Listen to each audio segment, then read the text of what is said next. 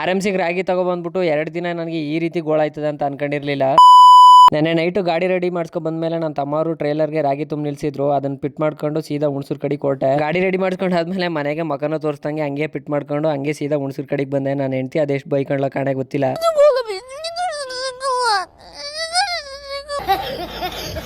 RMCಗೇನ ಬಂದು ಗಾಡಿ ಎಲ್ಲ ಲೈನ್ಗೆ ಆಗ್ತೆ. ಆದ್ರೆ ನಾನ್ ಬರೋಕ್ ಮುಂಚೆನೆ ಗಾಡಿ ಎಷ್ಟು ಬಂದಿದ್ದು ಅಂತ ಅಂದ್ರೆ ಕೇಳಿದ್ರೆ ಶಾಕ್ ಆಗೋಯ್ತೀರಾ. ಹೌದು, ಗಾಡಿ ಎಷ್ಟಿತ್ತು ಅಂತ ಅಂದ್ರೆ 53ನೇ ಗಾಡಿನೋ 54ನೇ ಗಾಡಿನೋ ನಂದಾಗಿತ್ತು.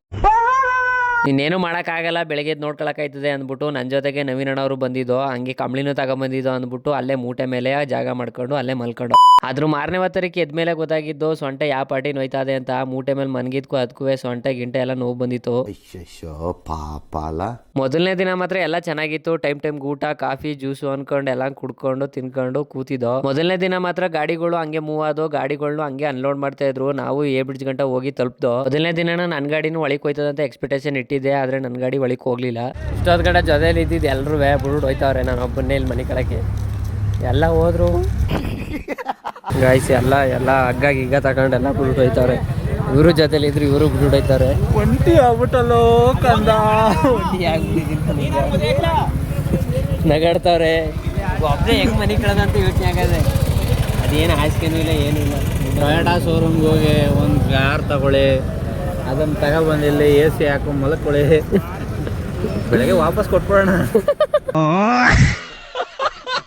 ಹೇಳ್ತವ್ರೆ. ಆದ್ರೆ ನಮ್ಗಿಲ್ಲಿ ಒಂಟಿ ಫೀಲ್ ಆಯ್ತದೆ.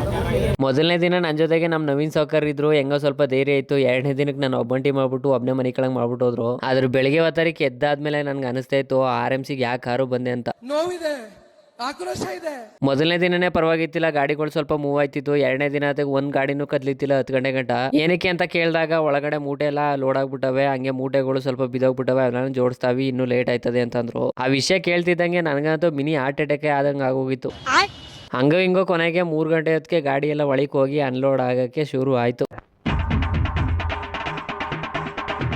ಒಂದ್ ಕಡೆ 2 ದಿನ ಗೋಳತ್ತಿದ್ಕುವೆ ಇವತ್ತು ಅನ್ಲೋಡ್ ಆಯ್ತಲ್ಲ ಅಂತ ಖುಷಿ, ಇನ್ನೊಂದ್ ಕಡೆ 2 ದಿನ ಗೋಳತ್ತಲ್ಲಪ್ಪ ಈ ಪಾಟಿ ರಾಗಿ ಕಳ್ಸಕ್ಕೆ ಅಂತ ದುಃಖ. ಇವತ್ತಿನ ವಿಷಯ ಇಷ್ಟೇ, ಸಿಗುವ ಮತ್ತೆ.